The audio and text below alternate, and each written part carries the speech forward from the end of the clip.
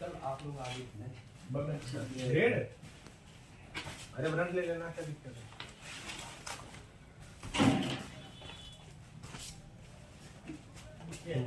हाँ ये अगर बहुत तेज की तो ब्रांड ले लेना। ये मेहंदी होनी है। अच्छा तो थोड़ा सा भी मिल सर यहाँ। लो जी, ले चलो नीचे रखो भी।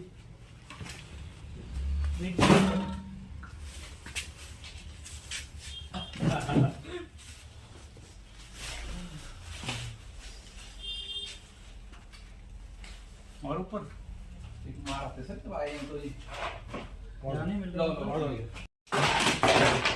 लो सर। लो जी, ले चलो इसको भी रखो वहाँ वेइंग से।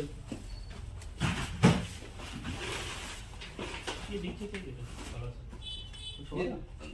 मार्च से अच्छा सब्जी दाना में खाइए।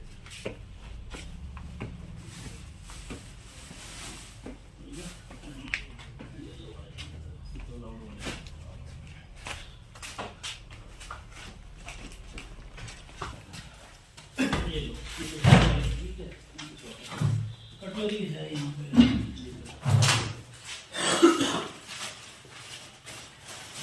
ये ले चलो भी, कौन है इनका? लो सर ये नहीं ये वाली पेटी ले चलो नीचे, कटलरी वाली ना। जितनी राजधानी मेहंदी यार ये दो भालो ये भी सब पॉलिथीन ही तो है। डाल दो। अच्छा इसके पहुँचाएंगे इसको भी क्लियर करो भी। वो डालो। ठीक है।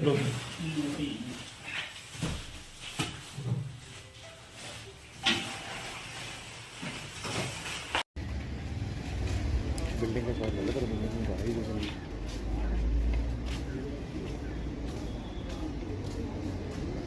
जैसा कि आप लोग जानते ही हैं कि प्लास्टिक वेस्ट मैनेजमेंट रूल्स 2016 में प्लास्टिक कैरी बैग्स और बाकी प्लास्टिक की जो वन टाइम यूज़ की चीज़ें हैं उनको बैन कर दिया गया है और उसके लिए चलानिंग के प्रोविज़न है। जो अमाउंट जो है वो डिफ़र करता है 5,500 रुपये से लेकर 25,000 रुपये तक एक सिंगल केस में।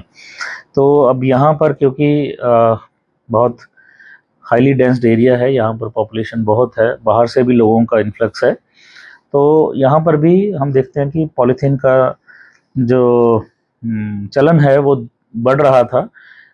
हमारे डिफरेंट डिपार्टमेंट इसमें अपनी तरह से कार्य कर रहे थे, लेकिन हमने ये देखा कि पॉलीथीन का चलन जो है वो बढ़ रहा है।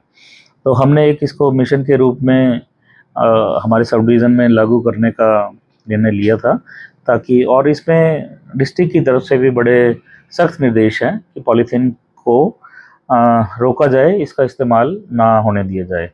तो हमने फिर यहाँ इसको मिशन की तरह लिया है। जितने भी हमारी चलानिंग अथॉरिटीज़ हैं डिफरेंट डिपार्टमेंट्स में, सबकी मीटिंग करके हमने उन सबको निर्देश दिए हैं, टीम्स गठित किए हैं, और जो अब आप देख रहे होंगे कि पिछले लगभग 7 दिनों में सब टीम्स एक्टिव हैं और जहाँ पर भी ऐसी पॉलीथीन की सूचना मिलती है वहाँ पर एक्शन लिया जा रहा है। बिल्कुल, क्योंकि प्लास्टिक का न केवल उसको बेचना या प्रदान करना जुर्म है, बल्कि उसका इस्तेमाल करना भी जुर्म है। तो जो कोई भी व्यक्ति यदि प्लास्टिक के थैले में सामान लेता हुआ या उसके पास पॉलीथीन मिलता है तो उसका भी चालान है जो 500 रुपये होगा। हम लोग कोशिश कर रहे हैं कि बड़े लोग जिनके पास बड़ी स्टोरेज है उनको चालान किया जाए और सबके सामने लाया जाए, क्योंकि ये एक समाज के लिए एक बहुत चिंता का विषय है कि प्लास्टिक यदि ऐसे ही बढ़ता रहा तो हमारा एनवायरनमेंट सस्टेन नहीं कर पाएगा। तो अब मुझे लगता नहीं कि वो किसी का नाम लेना उचित है, लेकिन बड़े जिनके पास अच्छी क्वांटिटी मिली है वो लोग भी चलाने के दायरे में आ रहे हैं। और हमारी कोशिश है पुलिस के साथ मिलके कि ऐसी सूचनाएं उपलब्ध हों हमें और हम उन पे एक्शन लें। जब हमने शुरू किया था तो फेसबुक पे या कई लोगों से हमें फीडबैक आता है कि पहले उन लोगों को पकड़ा जाए जहां पर ये मैन्युफैक्चर किए जा रहे हैं। तो मैं तो यही कहूँगा कि मेरी जानकारी में तो ऐसा कोई भी कारखाना या फैक्ट्री नालागढ़ सब डिवीज़न में नहीं है जहां पर ये बनाए जाते हैं, नहीं तो हम अवश्य ही उन पर ही कार्रवाई करते। और इसका मतलब ये है कि ये बाहर से लाए जा रहे हैं, तो जो लोग इनको ला रहे हैं उन पे भी हमारी नज़र है और जहां ये स्टोर किए जा रहे हैं वो भी हम कोशिश कर रहे हैं कि उनका पता लगाकर उन पे एक्शन लिया जाए।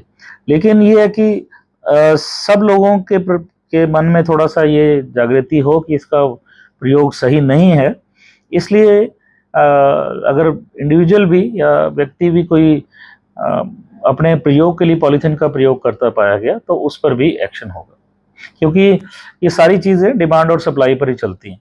अगर हम लोग डिमांड नहीं करेंगे तो सप्लाई वाला अपने आप वापस चला जाएगा। बीच में ये भी आया कईयों का कि पहले कोई और इंतज़ाम करना चाहिए फिर ये शुरू करना चाहिए। 2016 से रूल नोटिफाई हो चुके हैं, मुझे लगता है हम सबको बहुत समय मिल चुका है। अब अगर अब भी हम नहीं समझे हैं तो शायद मुझे नहीं लगता कि हम इस तरह से समझने की इच्छा भी रखते हैं, या शायद मैसेज ही नहीं गया था। तो अब तो यही है कि जिसके पास भी पॉलीथीन होगा उसका चलान होगा और हम इस तरह से डिमांड को कम कर पाएंगे।